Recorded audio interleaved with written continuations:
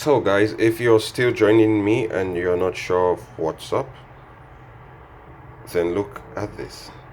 Now the boats have cameras.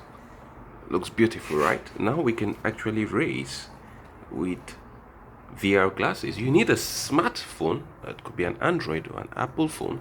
You need to download the app, and then we can actually spot together on boat racing. And this will be high-end technology. This is Wi-Fi cameras, so you just connect to the Wi-Fi, and that's fantastic. You will have fun.